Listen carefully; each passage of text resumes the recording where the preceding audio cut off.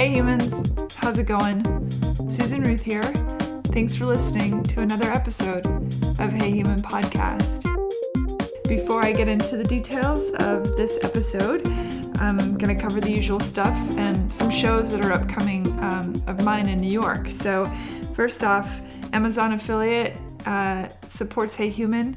If you go to the heyhumanpodcast.com website, you'll see an Amazon portal at the top of the page. If you click on that, it helps support, and you do your shopping on Amazon like you normally do, it helps support Hey Human.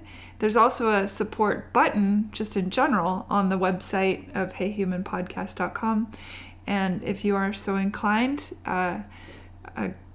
supporting Hey Human helps keep it going, and I appreciate it.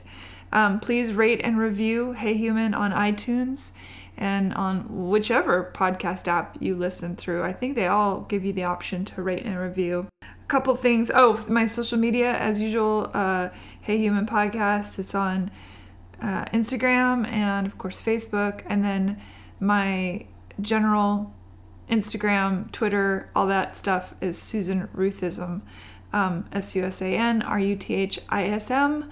Please follow me and like me and do all those things. That'd be great. I wanted to let people in New York know that I will be performing a musical performance at the Bitter End on January 24th at 6 p.m. Please come out to that show if you are in New York and you are so inclined. That same night, as soon as I'm done with the Bitter End show, I'm going to be trucking up the street to another venue at the DL on Delancey Street. And that is going to be for an evening with RAD to celebrate the return of the 60th Grammy Awards. So that's exciting. They've asked me to play a couple songs at that event. For tickets to that, please, you can go through Eventbrite and look for it there, or the easy way to do it is just go to susanruth.com, which is my personal website, and there's a link on there to get tickets for that event in New York. So if you're in the New York area and you feel like getting out and seeing music on the 24th, please do so. I'm going to have some live podcast episodes out of New York. I'm very excited about that. As soon as I get more details, I'll let everybody know about that as well. So that's an exciting thing coming. If you have any comments or questions or would like to reach out and say hey, please do so. Susan at heyhumanpodcast.com. Always love to hear from you. And okay, so this episode, Janon, she's in Las Vegas, and we chatted about what it's like to be a clairvoyant for her, her experience. She did some predictions for me to say to you guys. She relayed these over the phone after we had our interview. So she said that for 2018, as far as she doesn't follow football, she want to make that abundantly clear. She knows nothing about sports, but she saw black, gold, green, and white on the field. And she mentioned that her son said, well, that sounds like Steelers and Eagles. So when he said that to her, she said she felt the Steelers were going to win. So take that as you may, but that was her prediction on the football situation. She saw in 2018 Trump in Cuba.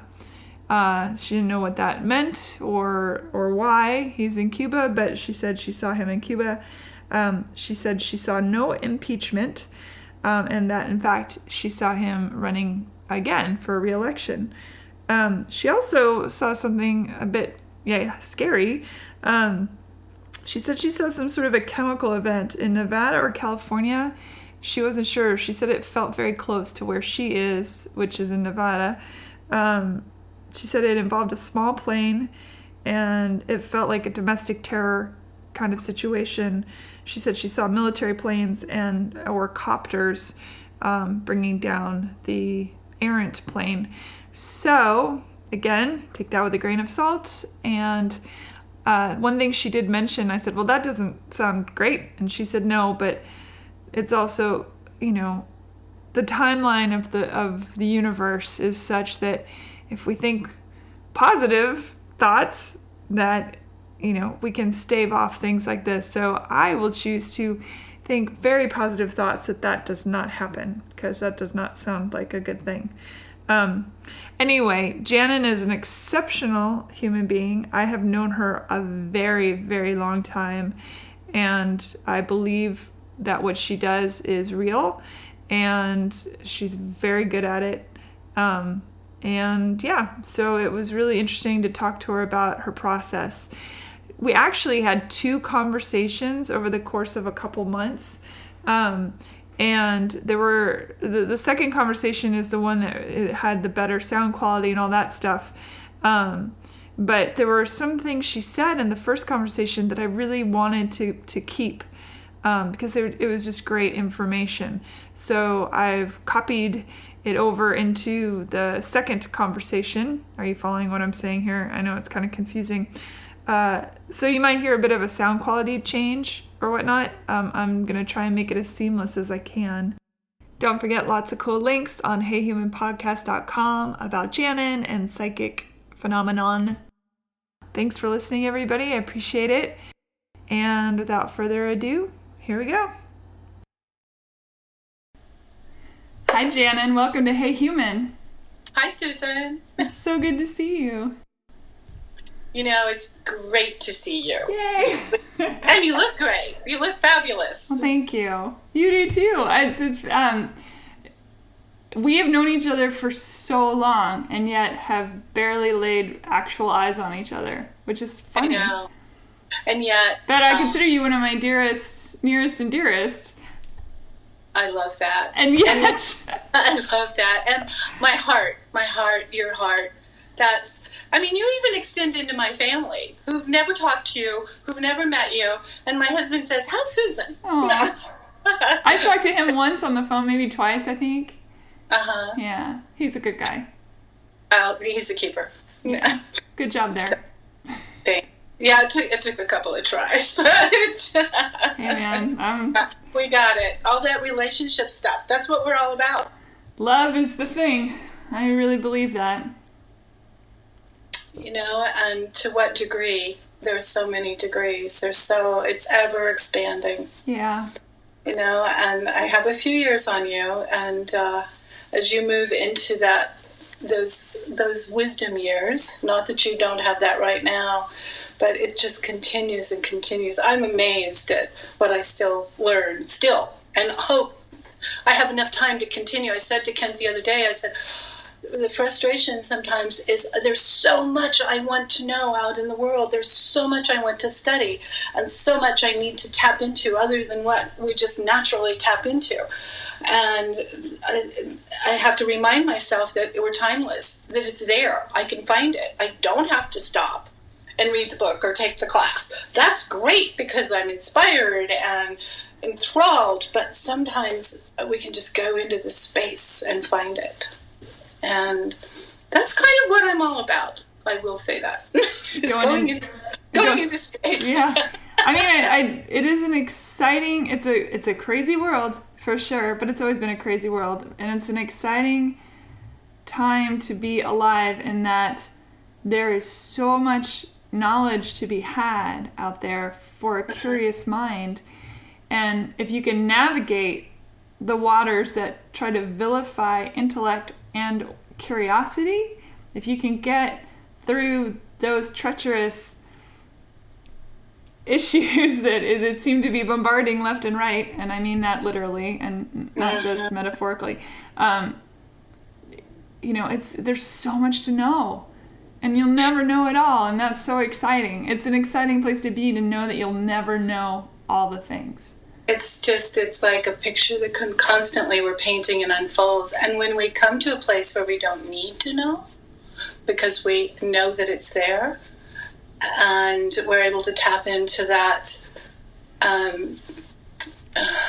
ancestral knowledge, wherever that comes from, then the frustration of being in the physical and attached to the physical and having to need to know so I can go here or do this or experience that, we can let that go and we can just be, and then it seems to unfold much more rapidly for me. And now with this acceleration and transformation that we're all rapidly going down the tunnel, sometimes it feels like, I think it's been more important for me now and I'm from Vegas, especially after the event of October 1st, and I know that impacted your community as well.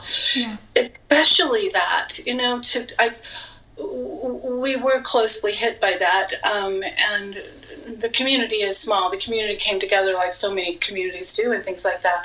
But to be witness to the gathering of the human spirit, of those that stepped out of themselves and were thrust into the moment, not just at the event, but after, and it's still going on. Those are remarkable changes, and yes, it's painful, and yes, it was horrific. But I can't help but look at this shift that has taken place because of it. And that, to me, is what's unfolding and continues to unfold. I'm excited about the future. I see this, well, of course, technology, which is like, oh, geez, let's just keep up. But how that's going to impact the generations to come and heal and assist. And for me, being the psychic, that information is more accessible to everybody now, more so than it ever has been. Mm-hmm. And being in a position to be able to open that up when I'm speaking to somebody, and so they can find it within themselves, and they can leave that space that he or she shared with me in that moment. If they can find that, if you can find that, and I know you have, and it's wonderful how you open up to others, that's going to assist them far beyond that little circle of space and time that we share. And somehow there's a return to our very being that we're unconsciously receiving. We're uplifted, we're supported. What was it I was reading the other day? Something about, I'll leave it to the physicist to explain it. But basically, if you have A, B, and C cells on a cellular level, and it's called transference, and you manipulate A cell, it will skip over B cell and move over, which is in the same proximity. They're manipulating it now so that it will skip B and move over to C, which may be on the other side of the planet. Yeah. On a cellular level. So that says when we see something that is disturbing, or we join a group of people or a movement, or, as I say, there are no secrets, and we're seeing that now. When we join that in that effort, even if we're not speaking to someone or talking at the dinner table or out, like at that interview you had a couple of weeks ago, that information is still there. So I think I saw it on your Facebook. Was it Vice News? Oh, yes. Right. Yeah. So whatever is said and then transferred in the physical by Facebook or on the news or in sharing in a conversation, that's just part of it. We go far beyond that moment, that energy that we share in that one-on-one being present transfers beyond us, beyond our awareness. Right. And that, I think, the technology is going to be able to harness that. And that's when we're going to have fun things like time travel. Well, it's interesting when events like October 1st and like so many events all over the world. In fact, just recently in Egypt, where the gunmen came in and slaughtered 300 some people while they prayed. Sufis, that's a mystic religion. So that's like, there's to me, the slaughtering people while they pray is bad enough, but to slaughter someone who has a mystical belief, that just seems extra gross. You know what I mean? But I think about these events and then how people come together and help each other, strangers. And I use that word stranger loosely because I don't know that I believe in that word very much. And in those moments we come together and we bear witness for each other.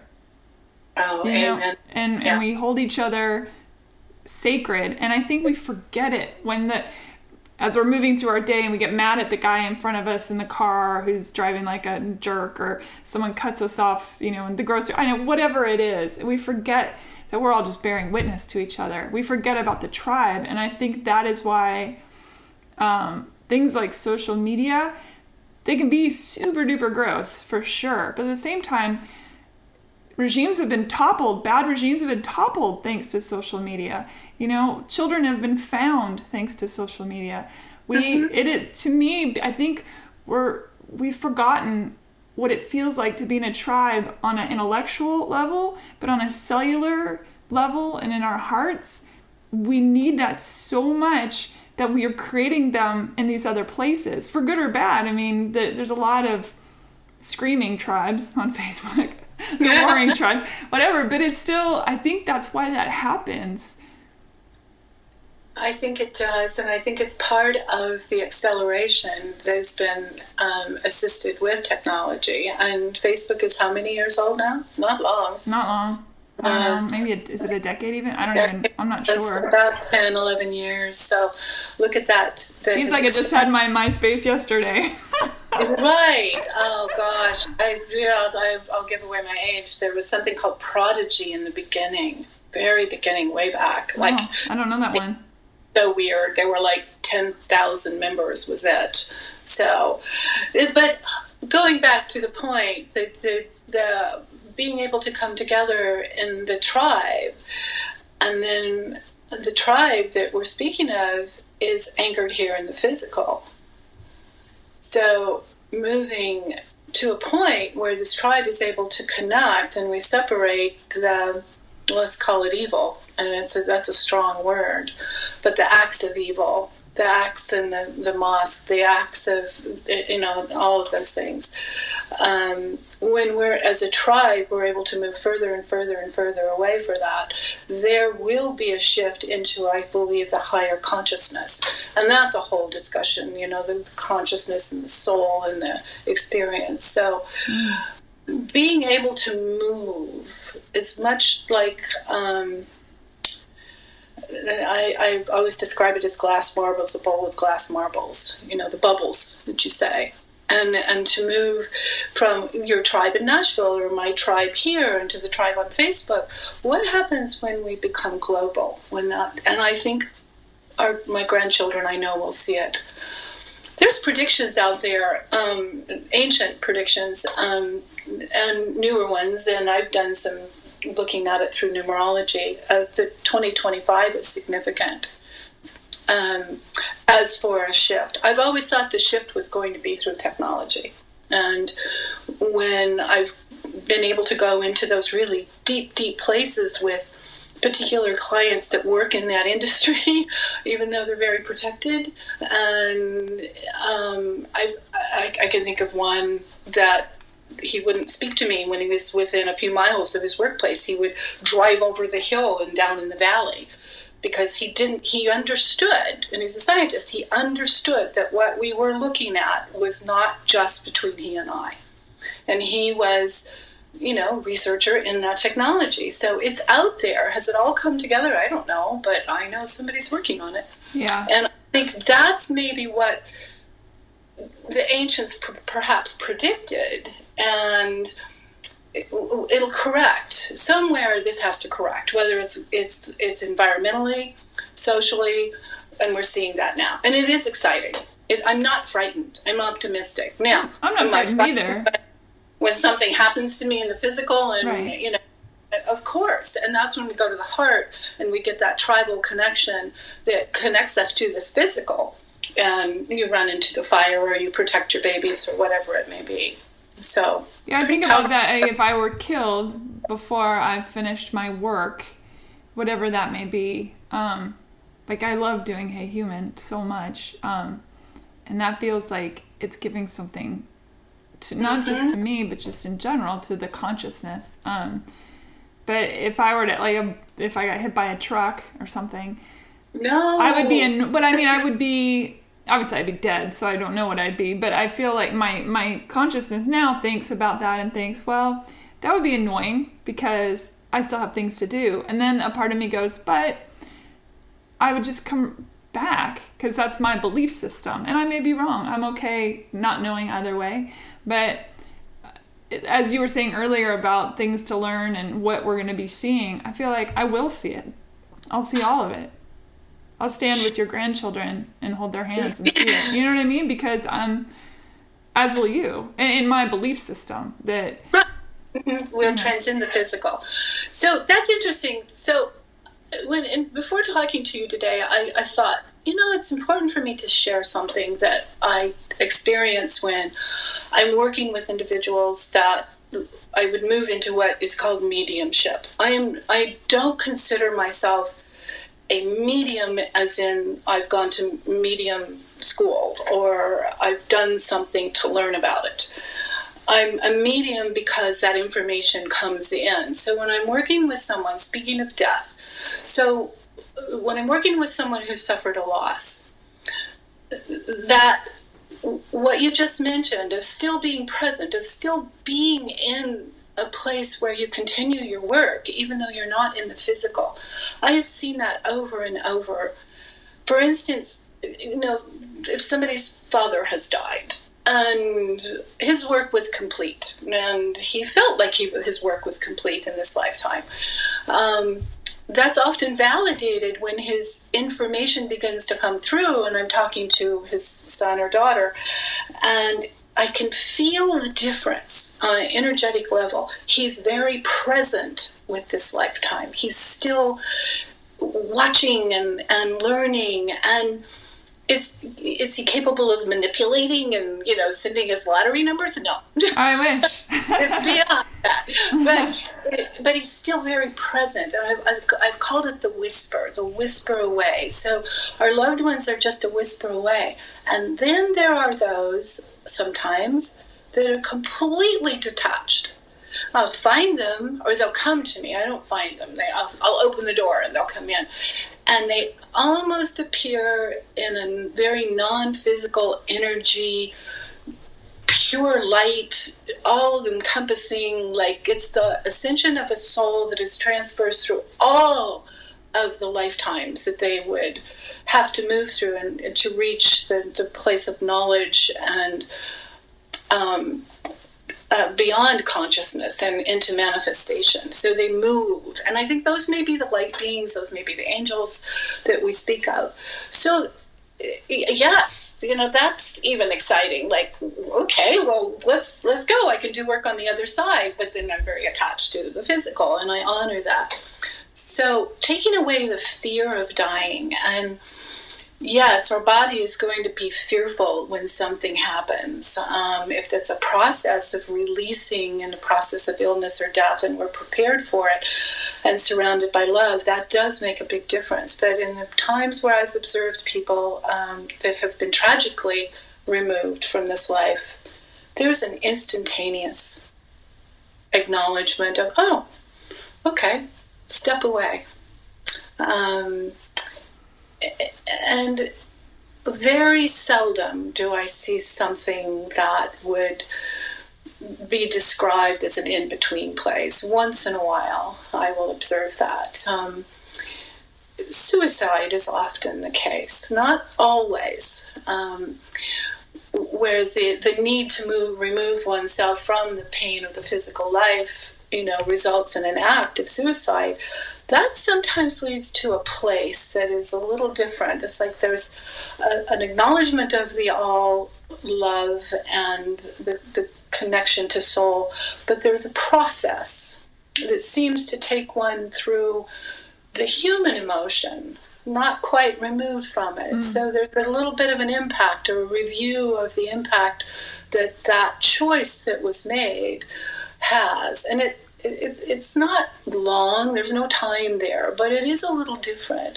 When I had the opportunity to observe a legal assisted suicide, not observe it, I don't mean that, to work with somebody whose father actually was the very first person in their state to have the opportunity to do that. I thought, I was so curious, it's like, is it going to be okay? Does that soul move through that space that I've seen over and over and over again? And no, because it was such a conscious decision. It was in agreement. It was surrounded by love and peaceful. And that was immediately as though it was a natural death or an accidental death. It was almost the same. So there's this mysterious lure or pull that we all have to return And I think honoring our work and our relationships and our communication with one another and being in integrity and being honest with each other and allowing the process for others to discover that on their own without judgment is all we need to do. And as you said, the noise, sometimes we can't help but move into that place of critique and judgment and separation. But we can remind ourselves, and then that experience can evolve into that tribal communion, that circle. It's as though we're all just holding hands in a big giant circle, sharing that energy. And the more we do that, the more it extends, that transference, and maybe even beyond this planet to get a little weird. It's not weird to me. Well, I mean, and look at some of the cultures, indigenous Americans, for example, or in African religions and things like that, they consider those who have passed to be part of the tribe evermore. In places like Bali, they set the table for the deceased still at the meal table. It's still a huge part of their everyday activities that they welcome whatever is going on in that other realm to be present in this realm, which I think is so freaking cool. The whisper away. Yeah.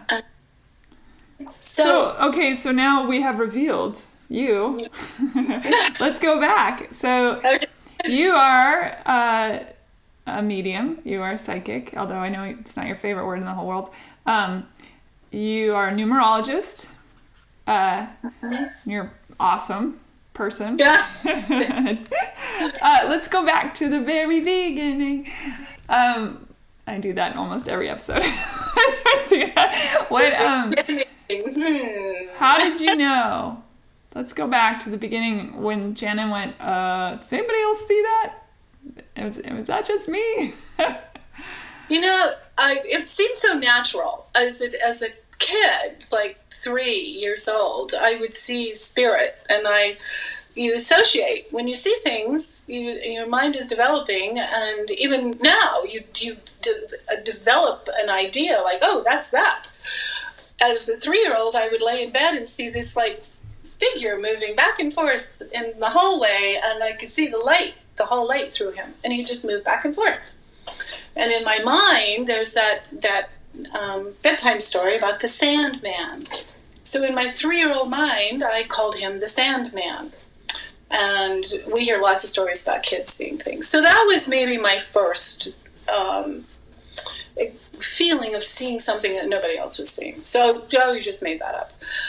Then as I got a little older, there were times when I would say something's going to happen, or I see this. My grandparents had a store. It comes to mind. I was probably 7, and we went to bed. I was staying with them, and I said, somebody's breaking into the store tonight. The store is going to be a robber's coming in. Well, the next morning, everybody got up, and a robber had come in, and the store was, somebody had taken things. So it was things like that seemed very natural to me. And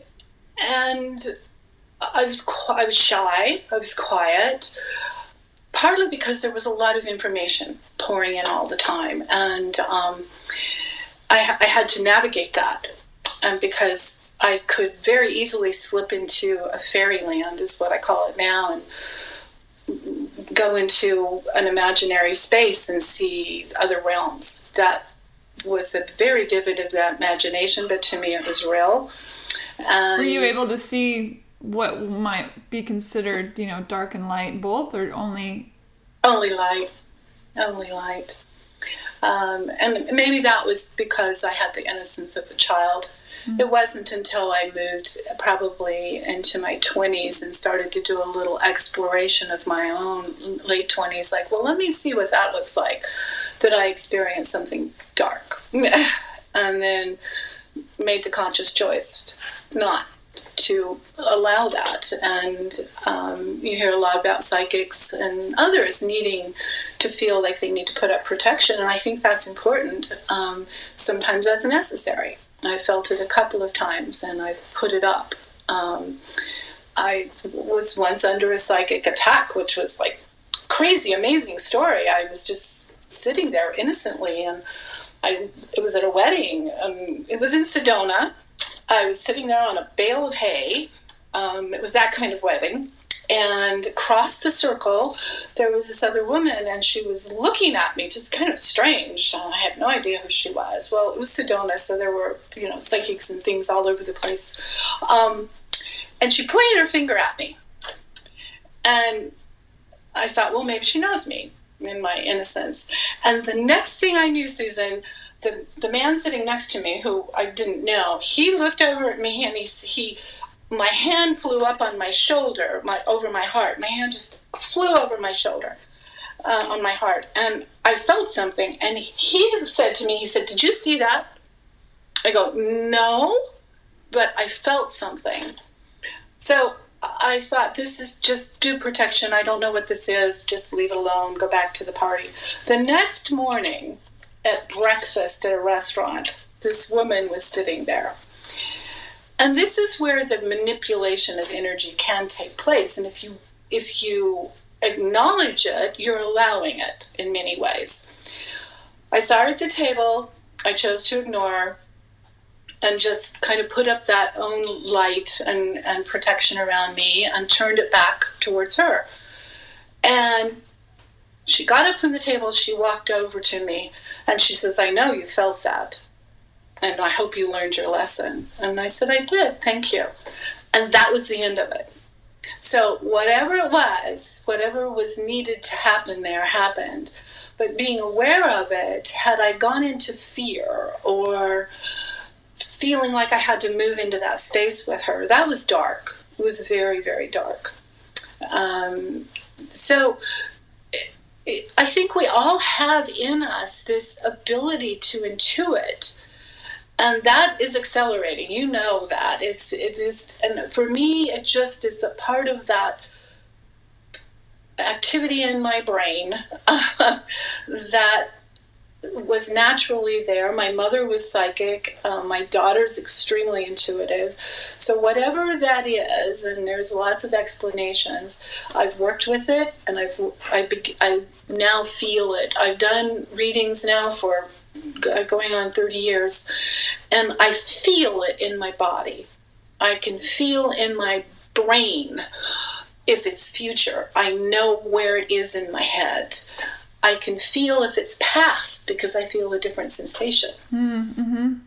I can feel in my own body without taking on the dysfunction in somebody else's body or the dis-ease. I can feel it in my own. Mm. So our body is able to intuit this, our brain, and opening up on that level. It takes a while to interpret it. So describe what it's like now. I mean, when you're a kid and you're such an open vessel, I think children in general are very attuned to the world at large and the things that people who have grown up and forgotten, for lack of a better word, how to see things. But as an adult, when it's your process, because it's your work and your mission, for lack of a better word, do you have a process that you go through to prepare? And then what does it feel like? Is it your mind suddenly full up of people going, hey? No, that would be they're not being psychic, but being psychotic. And there's a fine line. I do think there's a fine line, yes. Yeah. No, it's like all things. It's understanding the energy that I think exists within us, and the place in my brain, in my head, I can actually feel it open up, and it's over on my left side, right above my ear. And when you do this so long, you start to attune to your body, and there's no tension, there's no like holding my fists and clenching and looking and what's out there. It's more of that deep breath, that find your center and open to receive. And when you open to receive, and whether you're visual or whether you're non-visual, you will start to get something. And what I've learned is I get a thought or a picture or a picture of a lollipop. You don't stop there. You continue in this thought process to ask questions. And then more information will come through. So your body connects with that flow of energy. And then your body knows when, for me, when I go to work. And just like we all have, there's certain physical signals that tell us what we're doing.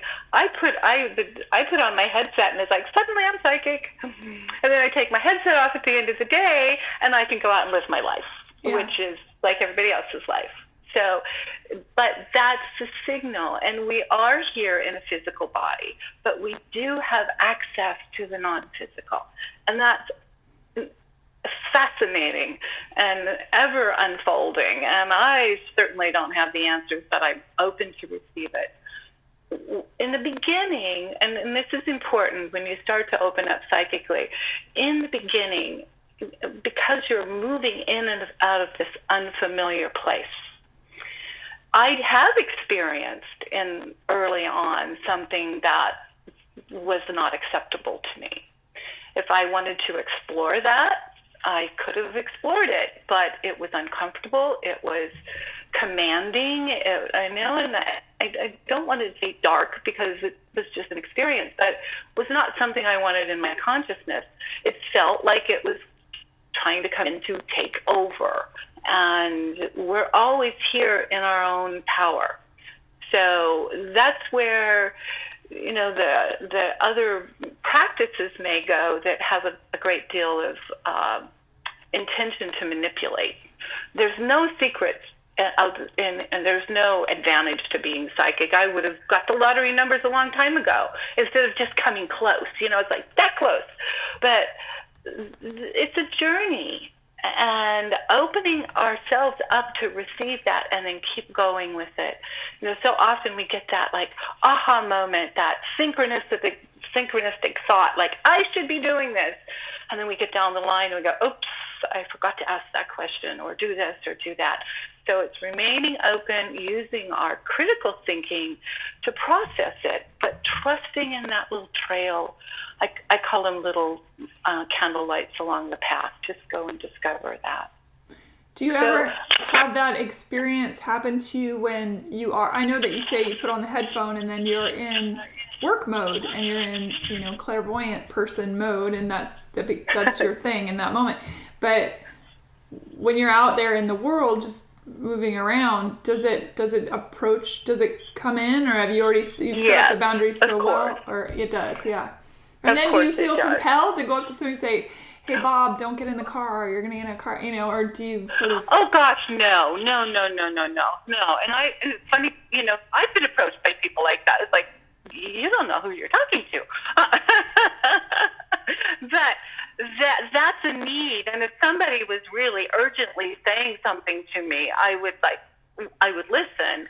But to function, we're all responsible for ourselves and then that around us, and then we extend into our communities and beyond.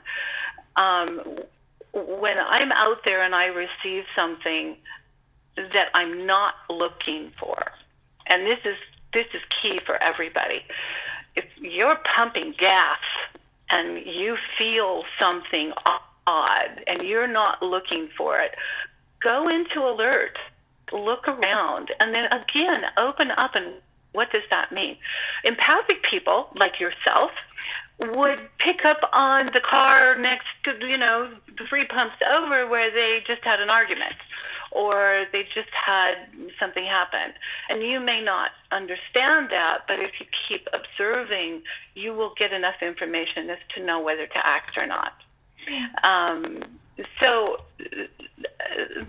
for me, and this isn't the way with everybody who's intuitively open like this, I feel as though I have to narrow it down somewhat to stay present in my own physical reality, my own grounded space. And then it's with ease I'm able to move in and out. I said to myself the other day, you know, when I'm in, everything is clear, and I'm working with others, and it's such an exchange of basically love. I mean, that's what it comes down to.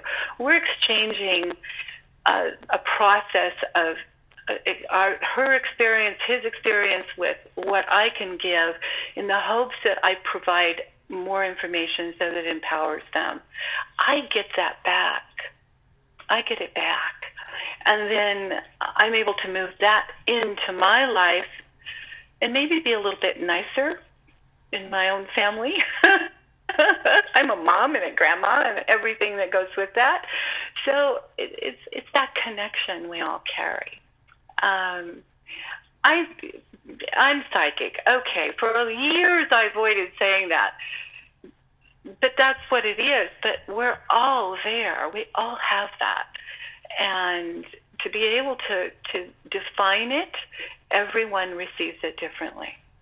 I think that the journey for all of us is to expand our awareness.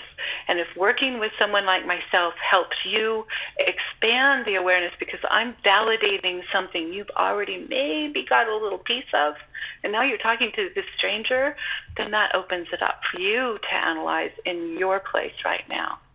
If you're talking to anybody who's working in this field and they say, oh my goodness, you have to do this and this and this, or else, that there's some barriers there. There's some veils there. They're not able to completely work with you and your best intuitive side. So there's all kinds of wonderful, magical things out there. Now, I think a lot of us get messages, and how does one tell the difference? Do you think, what would be your advice of telling the difference between our own fear, our own concern, our own worry, and an actual message? You know, like getting out of your head of like, oh, I'm just overreacting, or I'm just like overthinking this or whatever, you know, because I think there are definite real messages, but then I also think we get in our own way. I'll volunteer and say I get in my own way. Amen. I'll get in my own way as soon as I walk out this room. You know, and being able to make that correction is important. Understand that. But when one of the strongest indicators of something that's significant that you need to pay attention to is you aren't looking for it. It's spontaneous. So I really pay attention to spontaneous thought. You know, mothers are especially good with that. You know, that natural ability that we carry as women to attune to that we nurture and love. And it doesn't necessarily have to be a child, but certainly with children. It's why, you know, you race home to a child with a high fever that was left with, you know, a babysitter, that kind of thing. You have a sense. So that spontaneous, where you're not trying to analyze it from your experience. Developing that, you can actually enhance your own ability through the practice of meditation. I always encourage that. And people say, well, I can't meditate, I can't be quiet. Yes, you can. It takes, you might fall asleep, but that's okay. So the practice of that stillness, and then when something does come in, you are able to receive it and then ask questions, like I said earlier. Ask questions. When you fine-tune that muscle or that part of your brain to do that, you start to act like a receiver. You pick up. And if you keep working with it, you're going to recognize what is coming from the critical, analytical ego mind when it's based in fear versus what may really be true. You have to recognize the difference between your projection, which is your desire, your need, your fear, versus what doesn't have any attachment to it. And when it doesn't have an attachment, you pay attention. We're going to get attached to it very quickly. My mother's dying. I need to do this and I need to do this. Or the plane is going to crash. Is it real? Should I get on that plane or not? And we all think that. Planes are scary. So, and clients, I get that question a lot. Janet, can you talk to me? I'm getting on a plane. Am I okay? Yes. I don't say that just to reassure them. I look. And I always look for their bags and them walking back through their door. And if I see that, and I can say, Susan, you're coming home, your plane is fine, and then kind of there in the little background, I'll get like losing bags or planes being late, all that we can expect. But you're walking through your door back into your life. So you move past the fear.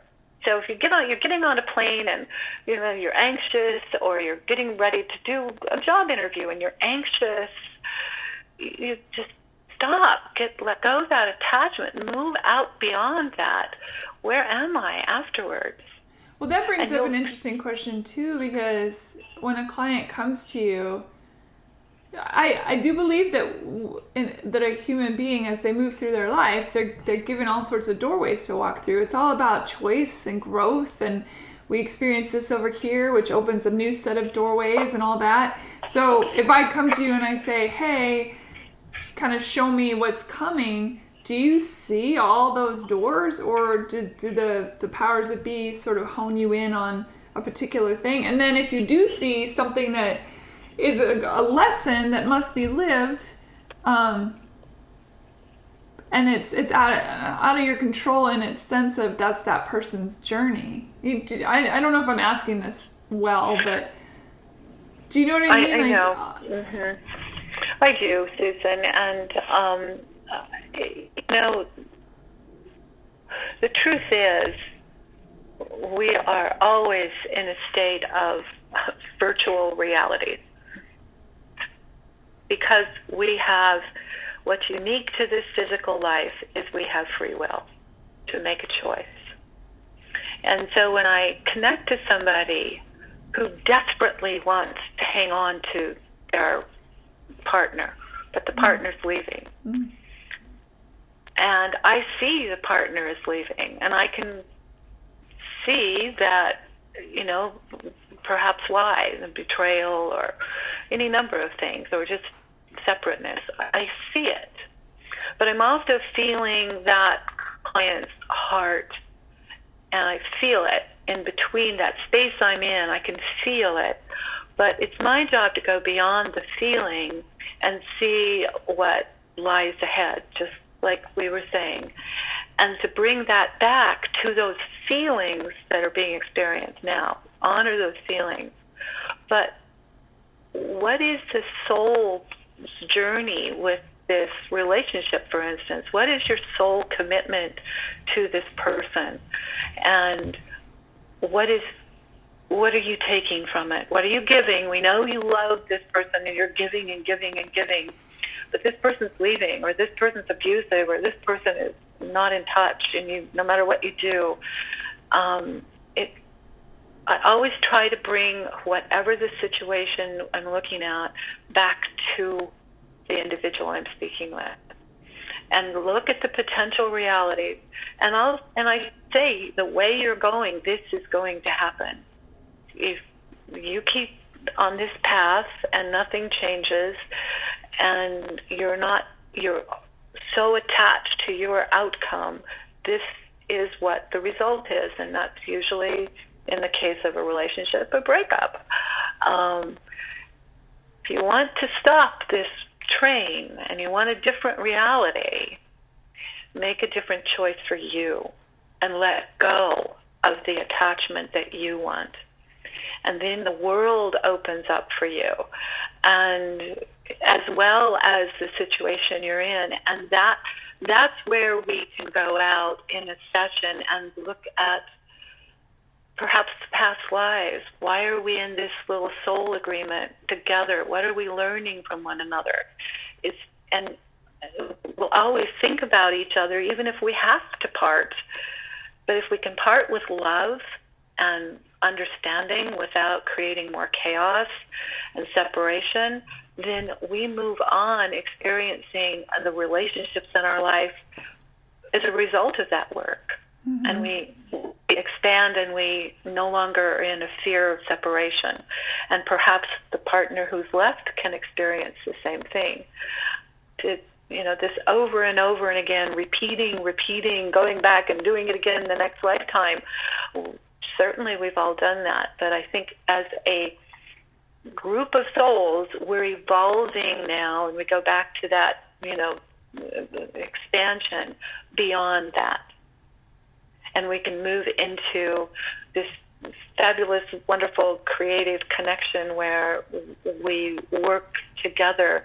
And it starts with our friendships, our loves, our individual relationships. If we can't heal that, we can't heal this planet. I'm going to give away a secret. And the secret is this: it's a rainbow. When you want to have dialogue with someone that might be a little bit difficult, or you're feeling that block, just take a breath, put a rainbow on your heart. This is so silly, but it works. Put a rainbow on your heart. Imagine that rainbow shooting out and landing on the heart of that person. And then forget about everything else. Don't think about what they're going to say, what you're going to say. Just let it go. And every time you think about them, until you meet them, or even while you're dialoguing with them, just see the rainbow. That's it. And watch what happens. That energy will shift. For 40 years, probably, I used that every time I get pulled over by a cop. And it worked every time. So... rainbows. That's a good advice. I think coming to the table with love in one's heart and openness. And for me, I always say, allow for space. If you allow for the space, that's where the growth happens. In the middle somewhere. Absolutely. Yeah. I'm a big fan of space in music, in life. What I think is so fascinating as well is nearly every single person I know, including people like my father, who quote-unquote scientists, as if saying scientist means they couldn't possibly believe in the other, which isn't true. Of course they can. My father, though, it's been a whole journey for him to finally now, I think he's more open to it, probably because he's older and the realms of possibilities have opened. But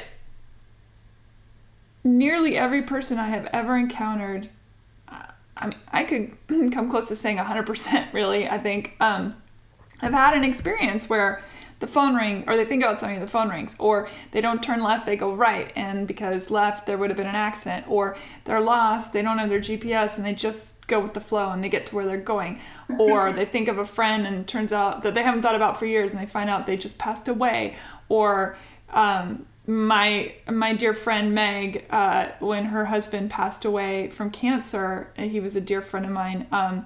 He was for hospice. Tim was in a hospital bed on the first floor of their house, and Meg would dutifully by his side in the last bits of his life, and as she was through his whole life. And when he passed away, the children were upstairs, a couple floors up, sound asleep. And Meg said she went up to tell the children that their father that Tim had passed away, and Jack, the son, was in the hallway, and she said, "What are you doing out of bed?" And he said, "Daddy just came up through the floor to my bed and said goodbye," and kept going. He's gone, isn't he? Wow. And like you said, as a child, I can't even tell you how many things I experienced as a child. And so many of my friends with children are, talk about how their kids are talking to someone that's not there, or, all this stuff.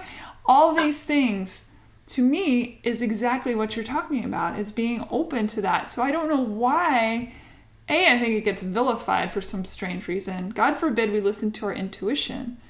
Right. Even religion steps in. I've had people say, "Oh, that's the devil, you shouldn't do this, intuitive stuff. It's the devil." And I was like, "Have you read the Bible lately?" The God actually, there was one, I can't even remember which book it's in, but Moses goes to run to get, I think it was Moses, maybe it was Abraham. No, it was Moses.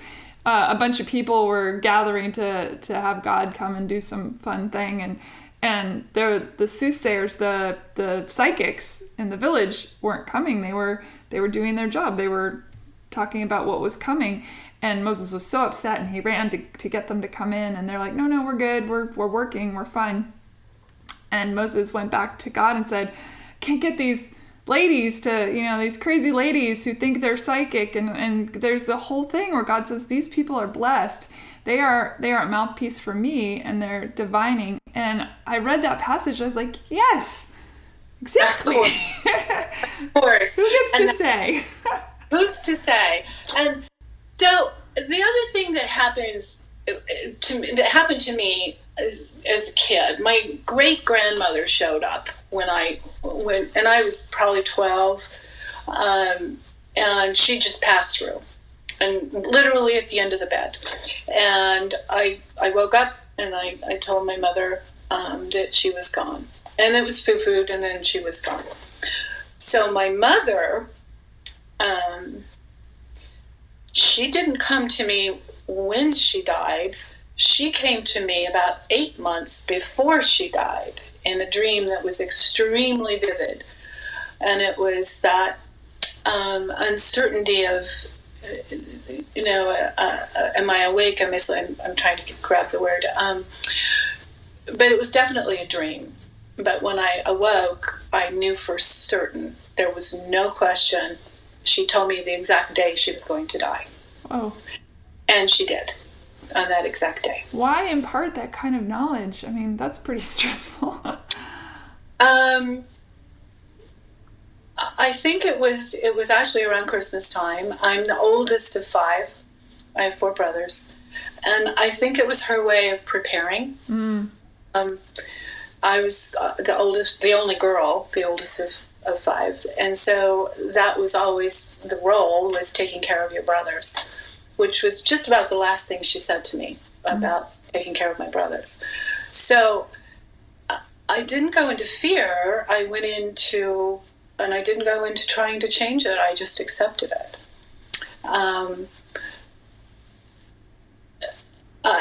I didn't feel like I needed to. And one thing I can say that I've learned is to question when we're working with our intuitive and we get that information.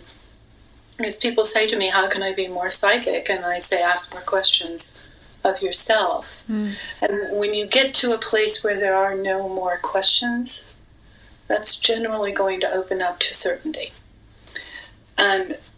And speaking of the ancients, I think I'm jumping off a little bit, what's accelerating this, and speaking of your dad, when we are now embracing this intuitive and we're listening to people like myself and other ways of divining, when the physicists and the scientists are playing with that on a cellular level or molecular level, and they're going to come up with a new equation, then it's all going to be, was there all wrong, and this is how it works.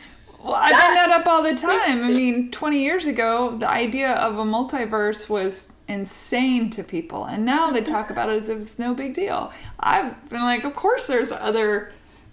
of course there's a multiverse. It makes complete and total sense to me. Why wouldn't there be? To me it makes total sense. But my father always says, science is not about proving things. Science is about disproving things. Which I always found very fascinating. And again, maybe I'm wrong. Maybe I've been hallucinating my whole life. But if that's the case, that's okay too. It doesn't matter. I don't hang my hat on it. Then let's enjoy the hallucination. Yeah, you're super crazy, Janon, just so you know. I know. Okay, psychic is one step away from psycho. There's people you see along the street sometimes, and they're just talking to the birds. Yes. Although even that, when I pass people who are clearly have some stuff going on, who are, in general, when I was in LA, for example, I was on a trip a couple months back, and I was walking from my Airbnb to get a coffee, back when I was drinking coffee, and I passed by this man who was in the shadows, talking to himself and giving pause for someone to respond, although he was the only one there. And as it took every ounce of me to not go over to have a conversation with him, just for safety's sake, because I don't know who he was and if he was dangerous or not. But I thought, for all I know, he is a lightning rod of divinity. I don't know. Maybe he has tipped the scale of balance to the point where his conscious self is no longer a gatekeeper. You talk of fear. Fear is, as Frank Herbert says, the mind killer. And it shuts everything down, right? So here is a person who's maybe mentally ill, but all the gatekeepers are gone. And we define it as mentally ill because we're defining it within our space of mental health. What is that? 200 years ago, you would have been set on fire at the nearest tree. Oh, a long time ago. Yeah. You know, that probably happened a few times. Yeah. You know, I have one unanswered fear in my life that really shakes me to a core. And it's not associated with family. I mean, a physical fear. And it's an earthquake. There's something about an earthquake that takes me right out of my awareness, back into the body, and it's like I've lived every single earthquake there ever was. And I feel it. So, and I've been through some, having lived in California a lot, I've been through some pretty good ones. And I just freeze. So I started working with it, and right after October 1st, I think it was on, I can't remember the date, October 14th, I felt the earthquake in my body. I felt it. I heard it. I felt it. It's like, oh gosh, where is it? Is it here? And I'm tuned in. I thought, just stop. Just stop. Use this. Figure it out. You're opening up. Don't be afraid of this. You're not going to die, and so what? So I did all that self-talk. I tuned in, I asked questions, I got San Francisco, I got 4.5, I did a quick check, and I thought, well, everybody's okay, I don't need to, send out a warning. And sure enough, on that date, there was San Francisco, right at the epicenter, it was 4.1. So it's the killer of the mind. In that mind, all of us, we have that information. We're connected to the Mother Earth itself. Everything needs so much healing, and to move into that and ask for more information so we can be effective right now and move out of that mind killer, whether it's coffee or earthquakes. I think we all can accelerate to that place where we can have some peace, and gosh, we all need it right now. Well, and it shows itself in many forms. There is the intuitive of when you first meet someone, you get an intuitive reaction in your gut, and in dating, the intuitive reaction of this person's totally wrong for me. And then 3.5 years later, when you're breaking up, you think, why didn't I listen to that voice in the first 5 seconds? It is amazing. And I understand there are life lessons and things like that. But in workplaces, people who are in bad moods, who their energy radiates and poisons the atmosphere, there's so much going on this beyond cellular level that we are absorbing constantly. And absorbing it and letting it pass through. Transmutation is an important skill, I think. Right. Yeah. Because without learning how to do that, you couldn't be doing your work. You wouldn't be as clear as you are creatively. And we have to be in a space like giant receivers. And in that space, if we can receive the information we need to deal with that nasty person, it may mean do nothing, absolutely do nothing, but don't bring it in. There are little magic tricks we can use, and I have a few in my bag. I don't have things as powerful as gargoyles or flying monkeys, and mostly they're just affirmations or ways to shift the energy. And I always give the advice when there's a breakup, for instance, to see that man, let's talk if it's a man and with someone you're breaking up with, and that you're in the throes of that separation, to instead of seeing the man, see the child. See that man as a child, and the child within that man, and put a 5-year-old picture, not of him, but of a 5-year-old in your mind. Joyful, full of love, happy, healthy, playing. And every time you think of that man and the heartache and the separation and the sadness, whatever those emotions are, quickly bring in the 5-year-old little boy. You can't help but love that innocence and that opportunity. And we can release that. So those are kind of the tricks I'm talking about. It's changing the mind. Yeah, and just because you love someone doesn't mean you are bound to them. And in fact, sometimes I feel like people come into my life whom I love, and the lesson is the unbinding of them. Exactly. So the individual experience. Oh, but I love him. Oh, how many times? Oh, but I love him. How many times have we heard that? So, or said it. So, yes, we do. But what are we? What is our capacity to both give and receive, so that as we enter into those relationships, and we can be at our very best with one another. I mean, most of my work, yes, I get to talk to dead people, and I love that work. That's the best. That's fun. And I'm right in the middle. I'm in the middle, and I get love from all around, and it's joyful. Most of my work is about, relationships and money. Those are the things that keep us here moving in this physical life. The relationships are fascinating, and that's when I love the numerology. Numerology is, goes back to all ancient symbology and times, and there are patterns there, and I can see it in relationships over and over playing out. And so to look at the compatibility and know what we expect of ourselves, what is our life lesson, what am I here to teach, to learn, and look at that in relationship to the partner you're with, and then you can both be in this space to connect at a soul level. Whatever that soul agreement is, doesn't mean that, as you say, it binds us. Find your soulmate, find your soulmate, find your soulmate. I kind of joke around my statement, and I don't really mean it seriously, but if you see a soulmate, run.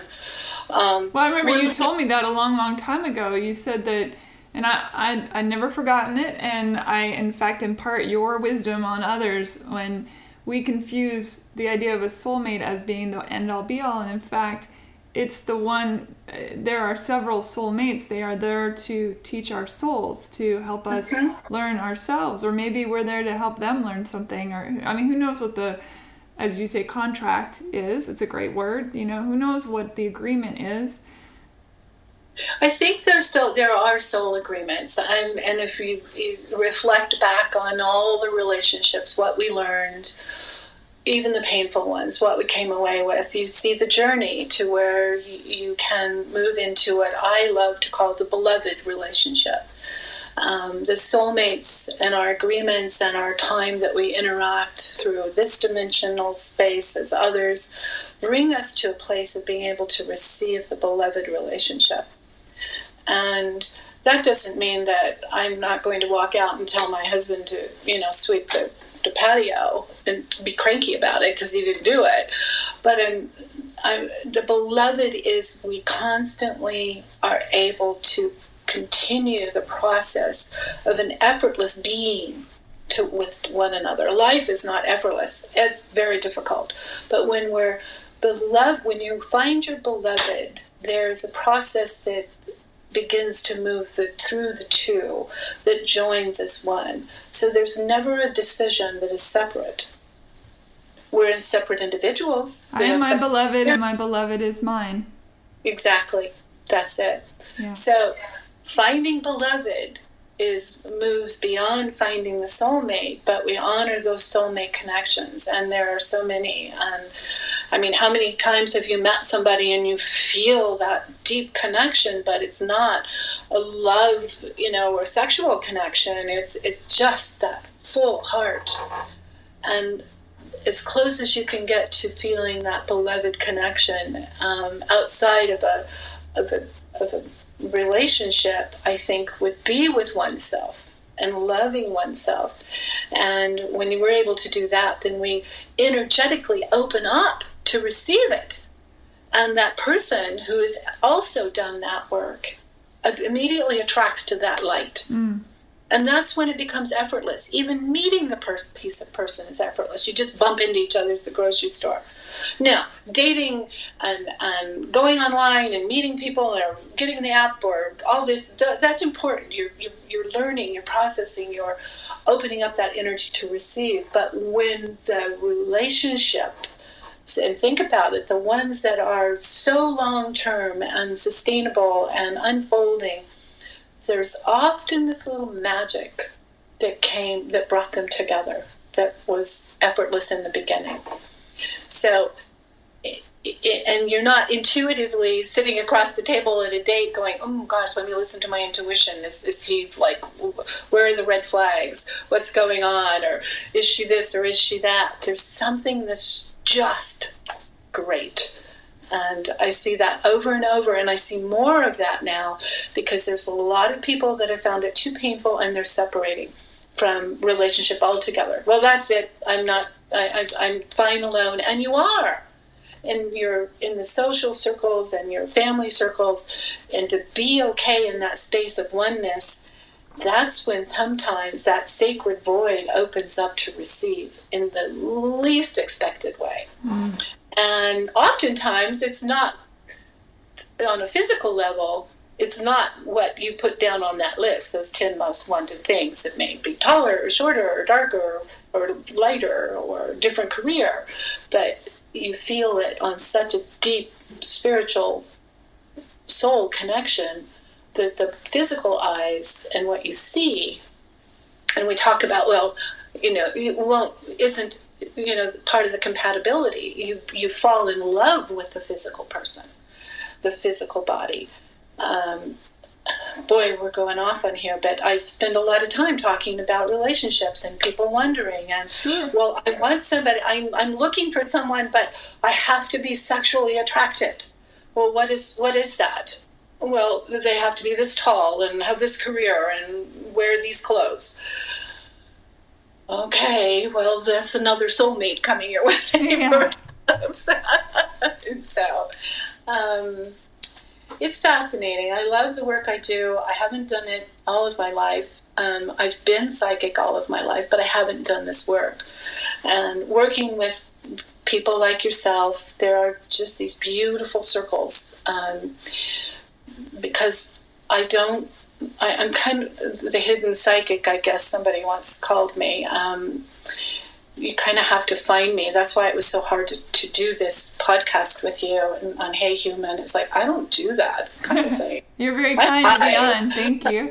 I know that when I asked you that you had to think on it a little bit. And But I love you, and I'm so comfortable with you, and you're part of that circle. And that circle is just... it is sustaining. And you know what's fascinating? And the thousands of people that are in that circle, there are people that have come to me, of course, through referrals, but who don't know each other. That they've been referred by a completely different person in a completely different state. I've even had that happen within families. And you read for my sister? That kind of thing. Yeah. Totally unrelated, or even in relationships, and that's been kind of weird a couple of times. Oh, so, yeah, I bet. Yeah. So, I want to talk about so-and-so. Oh, gosh, I think that's my client. Yeah. So it's just proof again of this tribe and this big circle where we're all holding hands. And I'm so grateful to be part of it and alive and witness to it. And the opportunity that you have, or we all have, to move into that space is there in front of us all the time. It's there. We just have to remember it. And when we have things that are tragic, it is a reminder, and we can move into action, and we can make a difference, and it does sustain. And why do you think those things happen, like October 1st, or what happened at the mosque in Egypt, or, what's happening all over the world? Why do these singular events where one person, or, well, in the case of in Egypt, obviously it was a multitude of people that are under, under the guise of religion. That's not really what they are. They're hiding behind that. But because a good Muslim would tell you that I've read the Quran. There's nothing in there saying go blow up people while they pray. It's an abuse of power. It is. 100%. But for people, though you think of the words darkness and light, and I don't even, and evil and what, all that stuff, those words, they don't, I get the feeling that they're trying to encapsulate, but those words mean nothing. You know what I mean? It's an energy. It's why though? Why do you feel, because I know I'm intuitive. I do, but there are people like you who are beyond the realm, beyond the mortal coil. I felt it coming. I felt 9/11 coming. I told people about 9/11, but I couldn't define it. I saw a dark wave. It looked like a tidal wave, but it was dark going through the streets of New York. I saw it a year before. I used to do a newsletter. I put it in the newsletter, and I thought it was a tidal wave. It was weird. I read for people that lost their apartments, and one of them comes to mind who didn't go to work that day because he went to visit his sick mother in Florida, and I told him the week before, I said, you come back and your job is gone. It's just gone. I read for somebody a week or so before, and I saw fire in their apartment, but I couldn't define 9/11. I didn't see the planes going into the building. So why didn't I see it? Because some things are just supposed to happen. And I hate saying that because it's horrifying. It's a horrible thing to say. It's awful. And I saw something else, though, weeks later. I went into a deep, deep meditation, and I wonder if I'm hallucinating to this day. But we're asking why. So it was important to me to know why, like it is for all of us. And here we are all these years later. And when I went into this deep meditation, I saw this vision of all those souls leaving their body in the towers, and they rose up in like a mass, like a mass of light, and angelic golden light, and they supported and loved each other as they arched up, and I just went with it. And honest to God, Susan, what I saw next was Hiroshima and Nagasaki. And I saw this pillar of light beings come up, and they joined. And as they joined together, there was a healing. That's what I saw. Do I understand it? No, but that's what I saw. Right before October 1st, well, not right before, for several weeks before, I was just out of my skin, that same feeling. Couldn't figure it out, couldn't define it. And my husband knows me well enough to know something's up. And I said, something's up. Somebody's going to die. So-and-so's sick, or this is going to happen, and I don't know what it is. And I'm looking, and I didn't see it. And then when we got the call that night as it was happening, it was like, oh, okay, that's it. The evil that took place there, it recently came out this week in the newspaper that, let me get this right, I think it was I could be off, but I think it was 5,000 rounds were fired into the crowd, and there were a little over 500 injuries and 58 deaths, and there were 200 rounds fired into the hallway, and I don't think that has been published. So you think about the scale of that, and the lives that were saved, and the beings that now are joining part of a healing circle around all of us. I think in the sense of time, on a historical timeline, and the abuse of power, if there is a balance out there in that multi-dimensional universe, we may be in for a big correction. Is there an opportunity to shift that before that happens? Absolutely. And I think people keep asking me, is there going to be a nuclear war? And I'll make the prediction right now. The answer is no. It all looks that way. And why not? Everything's lined up. But it also looked like that in the 50s. But, I think clearer heads will prevail. Clearer heads, technology. So what if this? What if that whole process of science, technology, as well as the psychic intuitive connections we're talking about, come together as they are, and there are no secrets. And one day, we all wake up and we realize that we can't hide. And that's happening right now. You see it. So what if that acceleration takes place and now it is visible? Then there is a correction. There's no misuse of power because there's an immediate correction. I think we're going there. I think that will be the time when we move into light. And it's painful. But my kids have known it, and they're in their late 20s and 30s now. I raised them that way. There are no secrets in this household.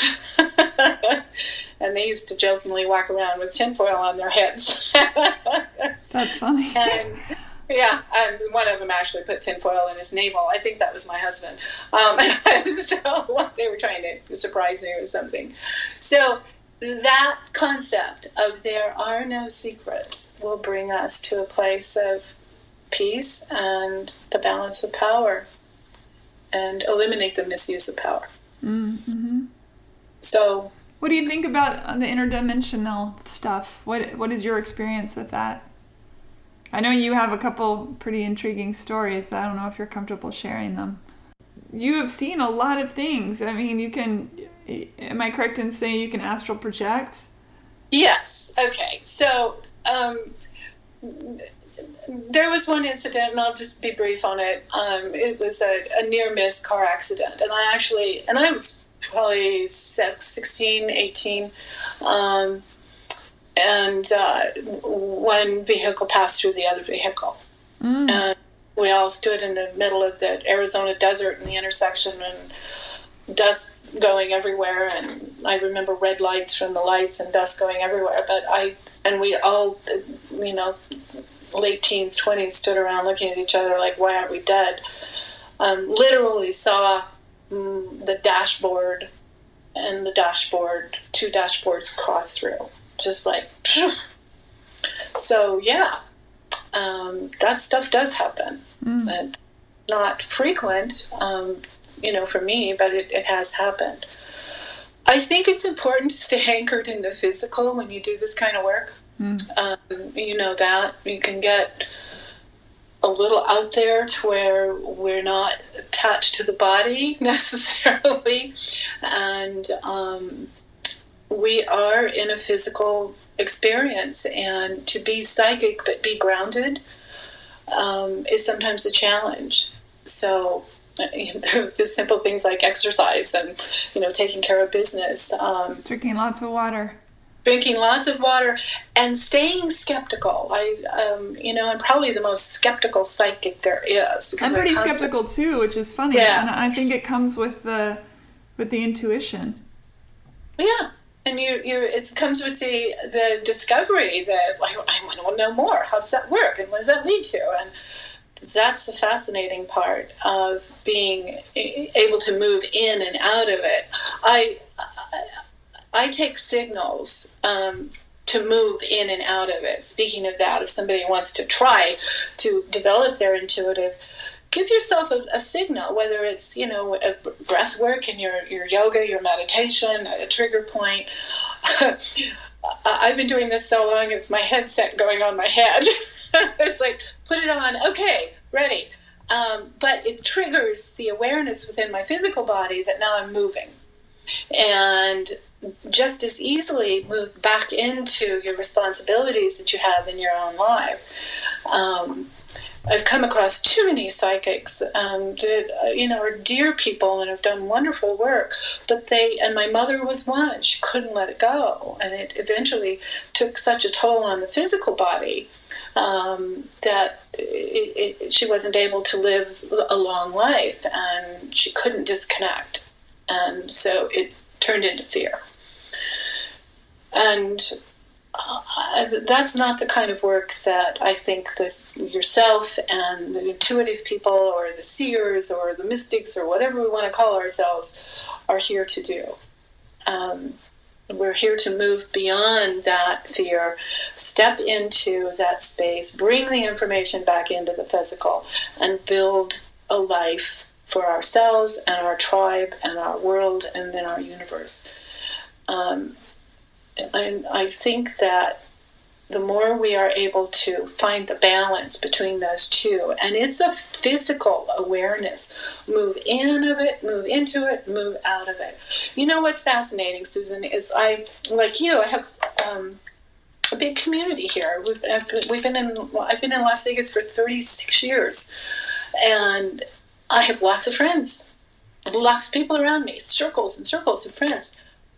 A handful of my friends I work with psychically because we're in a different space. Now, if there was something that was like, okay, we talk about it, we do those things, but I have some that are clients, and then we'll talk about it, but there's a respectful kind of, I guess it's a boundary. I need my life. I need my social life. I need to go have my Christmas party and go to your party and go to this event.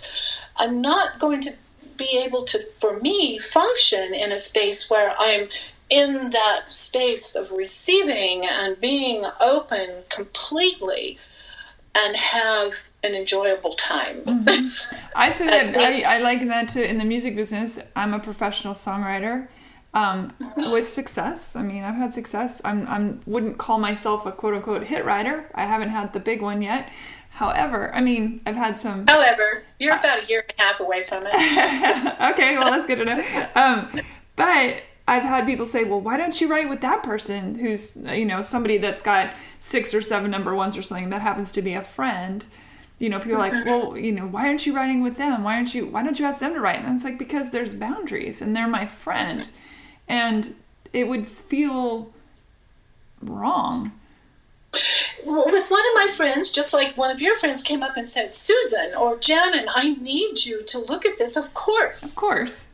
Then we're available for that. But we have to honor our own individual experiences. And boundaries. Boundaries are so important, as we are learning. Yeah. Isn't it great to see all those boundaries coming up? Yeah, it's very interesting. I was just talking to my best friend Ellen, and we were discussing the latest thing today. Of course, 2 more people announced today, Matt Lauer and Garrison Keillor. Yeah. And what's fascinating, the thing is that I find also interesting is that we now are at a place where we're not even, did you do it, did you not do it, doesn't matter, you're gone, you're fired. And and it's a very extreme reaction. Instead of saying, did you do it, let's take this all the way through and find out for sure and then deal with the consequence. But I think in these days, these times, I almost think there's an extremity that needs to happen because it's been lunacy. The list of experiences I have had myself is extraordinarily long. And it is just people who think that it's just, they can do whatever they want and they can't. And I have very good boundaries, in general. But as I was growing up, as you're learning your boundaries, people take advantage, and it's a very bizarre time for sure. But the patriarchy versus the matriarchy, it is, as you were talking about, dark to light or heaviness to light, or the mother versus the father. I welcome a time when all that will be integrated, where it isn't one is above the other, where it's truly integrated, where we are equals, This is a step towards that. This is a giant step. It's given, and it is in degrees. And of course it's in degrees. And a lot of that will be, to discover, in the media and who did what and what happened. But, we have to understand that. But it is a huge step in the progression of that oneness in all beingness. And suddenly, in this current time with this situation, you, me, other women, it's like we've given permission to ourselves. It's okay now to go through that list of our own experiences and share it. I don't mean blast it and yelling and screaming, but share it in those spaces where appropriate, because at some level the ego has made us wrong. That's why we hid. That's why we didn't tell anybody. So that requires a forgiveness, a knowingness. And we're assisting as women, we're assisting one, and men. Oh, sure. Men are being abused as well. We're assisting one another. And the men, in my life, are assisting the women in their life. And it's all part of that acceleration. I think we have to be careful. I'm going to go back to burning at the stake. But in its movement, there is definitely a major shift. And that is going to have tremendous impact on generations to come. Yes. I read something the other day that I thought was so powerful. And it came out on Thanksgiving morning. I saw it on Twitter. And someone had written an essay saying, don't force your children. No, this said don't force your girls, but I think this is true for boys and girls. Don't force your children to hug a relative if they're not comfortable. You're teaching them their body doesn't belong to them. And we live in a culture that in some ways vilifies our body, right? It tells you why you're not good enough, or it says it doesn't belong to you. We have politicians who tell you that your body doesn't belong to you. There's all sorts of, we have religion that tells you that. And at the same time, there's also this, like the sacred feminine. It's throughout many religions. Mother Mary, there's a sacred feminine, there's so many levels to this. And I always think when, like today, when this happened, Garrison Keillor said, my hand was on this woman's back and it was skin on skin, and she recoiled and I apologized immediately, and it's the only instance that's ever come out, but he was fired instantly.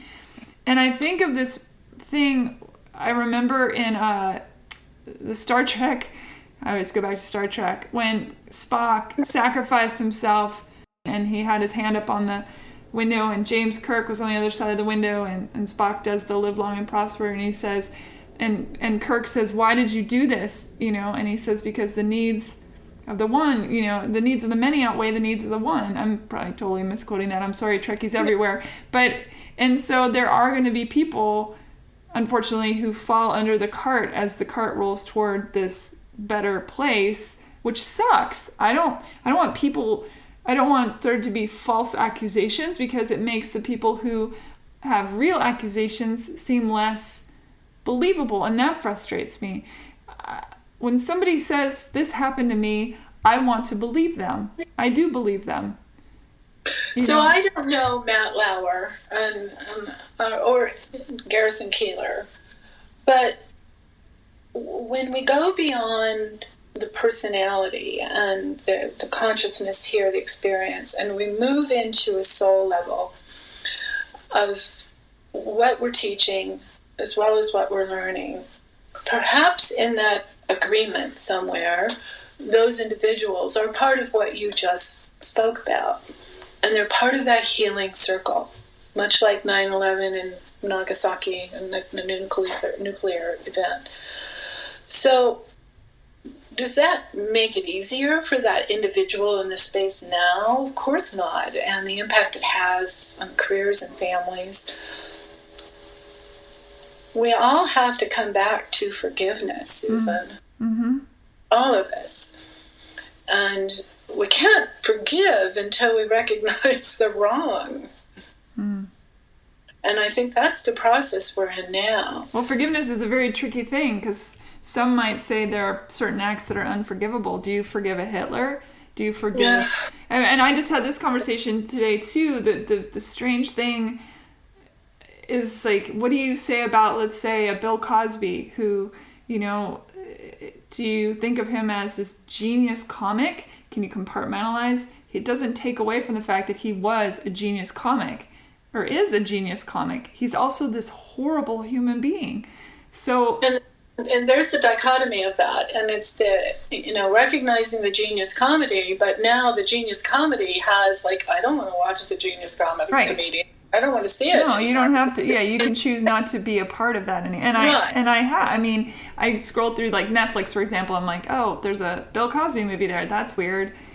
You know, why I don't support that? I don't want to watch that. I don't want to put money. Lifetime from now, 20 years from now, that is gone. That's just a faded memory. Who was Bill Cosby? But that generation that, is now going to be where we are will not be experiencing this. Hopefully. There's some pretty ugly stuff out there, and when you talk to as many people as I've talked to over the years, you see some pretty ugly stuff. Yeah. And to be able to be part of that and move that with those individuals into a place where they can be released from that vice grip of terror and separation. So you acknowledge it, and then you move into making your life worth living, and we learn from it and we teach from it. Those are the little bubbles that continue to grow and go off on their own and have an impact separately and in their experience. And we can't forget that, and we never want to forget, such as the Hitlers and the acts of evil, but we don't want to hold on to it in such a way that is what we're energetically putting out again and again and again. And I think that's why we won't see a nuclear war. We may come very close. I think there may be technology in place to actually, it's kind of weird again, to reverse the effects of radiation. I think we're very close to that. And, the fear of having somebody's finger on the button, I think that those circles of people around that individual who has the power know that. Yeah. And including that individual. So all that playing out, you and I sitting here feel powerless. I can't pick up the phone and say, don't do that. But we aren't. We have that, even having the conversation, whoever's listening, you have that ability to have that thought, to move it out into that consciousness. My first experience with that, going off just a bit, and we're probably running out of time, years ago, there was an awful, things on the news of famine and civil war in Africa, and I'm trying to remember the country, and it was horrible. Pick one. There's pick one. It's still mothers and babies, and it was just terrible. And I'm sitting there in my living room in my comfortable place, and I'm going, this is so awful, and what can I do? And there was a report that the mothers weren't allowing their children to drink the water that the aid groups had brought in because they thought the water was poison. It was bottled water, and they wouldn't give it to their children. And I went into this space, like, I thought, this is awful. And I went out there, and I went way out there, and I tapped into that woman that I saw on TV, and I got into her head and her heart and her consciousness, and I felt like I was holding her baby with her, and I was reassuring her, and I was telling her, it's okay, drink the water, it's saving your life. And not to say that I'm that powerful, but I felt a response. I felt a connection. And it was separate from me in my living room. It was something beyond that.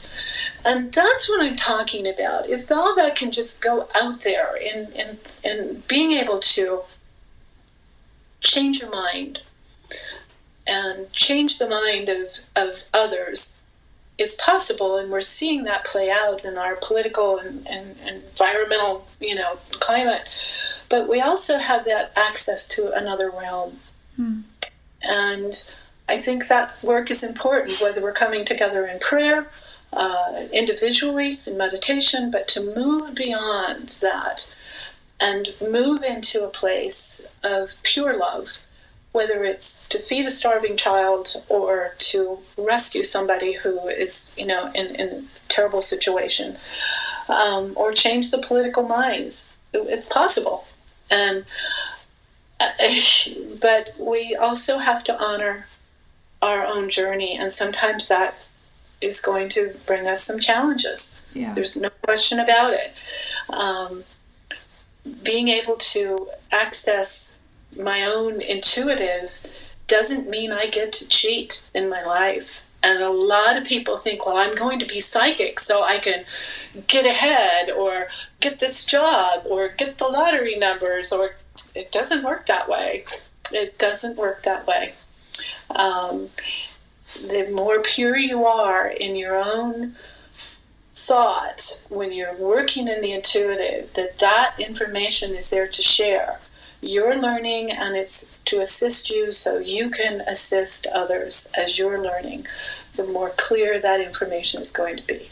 Yeah, because you're not attached to it. To your point, too, I think that's why prayer is so powerful, is because it's an energetic force out into the world. Mm-hmm. And even if there's chaos in the world, start with yourself. I start with me. And then from me, I move out one step. And maybe it's buying an extra pair of socks and throwing it in the donation bin, or an extra can of food. Or maybe it's volunteering to feed someone, or like just give a bottle of water to a guy standing on. I mean, whatever. Everybody has their thing. There's no right or wrong. It's just, but start with yourself, with that energy. One step out. If you're mad because there's a lot of violent crime in your neighborhood, then, volunteer to go tutor a kid and show him there's a better life out there. Or, go love on an old person who's in an old folks home, because there's a lot of lonely people in the world. And that energy, again, transforms the whole world. I truly believe that. I believe that if I sit at the bedside of someone who is alone and hold their hand and tell them that they're okay and they're not alone, that energy goes out into the world. It moves out into the world. It moves with the soul of that person who's moving in and out. I've experienced that as you have. It moves to the other person who is down the hallway alone and nobody's holding their hand. It's that powerful. It can be beyond that physical space that you're in and move far beyond that. And the opportunity we have is endless. And like you said, everybody has their own thing. The acts of kindness come so easily when you're aware and looking for them. Even if you observe something and you don't act on it right then, but you share it later, or you do something later, it compels us to come back to that heart, to come back to that goodness within all of us. When we say, you're in my thoughts, you're in my prayers, that's very powerful. I agree. And, there's been a lot of talk about, I don't want your prayers, do something else. Well, that's okay. I'm still going to put that out there, but it also means that I am called to action in my own way. Mm-hmm. I don't have to necessarily go out there and say, I've done this and I've done this and I've done this. I can bring it all into an energetic form in 2 words that say thoughts and prayers. And that's very powerful. You delight me, and I love you, and I'm so happy you are on the planet, and I'm thankful that you said yes to being on Hey Human. I am so grateful to you, and I see many wonderful things coming your way. I'm not going to let you go just yet because I quickly did your birthday with some numerology. I'm not really like tuned in because we're closing here. But you, my dear, are in a brand new cycle. And life goes in big cycles. And you are at the beginning of a very powerful creative cycle where it begins to manifest in the physical, which usually means, in your case, that another hit, and another hit. This is the beginning. You're 6 months into it, and this is a very long cycle, 27 years that you just started. Oh, wow. Yeah. I've always been a late bloomer. Yeah, and you did a lot of work in the years. I've done a lot of work. You did a lot of work, so you are ready for this. So I'm excited for you. All right, my love. Thank you. Thank you. I love you. Love you too. Have a wonderful evening. Thank you. Bye.